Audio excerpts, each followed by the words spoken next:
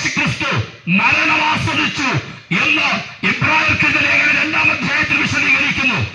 ആ കാലഘട്ടത്തിൽ മനുഷ്യരാശിയുടെ ഒടുവിലത്തെ ശത്രു എന്ന് പറയുന്നത്, ഇന്നും മനുഷ്യന്റെ ഒടുവിലത്തെ ശത്രു എന്ന് പറയുന്നത് മരണമാണ്. ആ മരണത്തെ അതിജീവിക്കണമെങ്കിൽ ഒരുവൻ കാൽവറിയിൽ മരിക്കണം.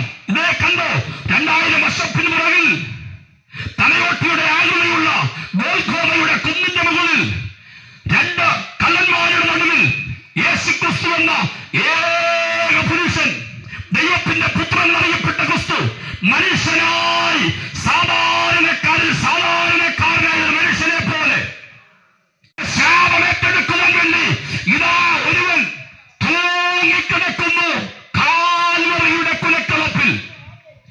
മനുഷ്യരാശിയെ രക്ഷിക്കേണ്ടതിന്, മനുഷ്യരാശിയെ വിടുവിക്കേണ്ടതിന്, മനുഷ്യരെന്നും അനുഭവിച്ചുകൊണ്ടിരിക്കുന്ന ശാപത്തിൽ നിന്നും രോഗത്തിൽ നിന്നും മനുഷ്യരാശിക്ക് എന്നേക്കുമായി വിവേചനം കൊടുക്കുവാൻ, ഒരു വലിയ വിമോചനം കൈമാറുവാൻ വേണ്ടി യേശുക്രിസ്തു കാൽവറിയിൽ ഇതാ യാഗമായി കിടക്കുന്നു.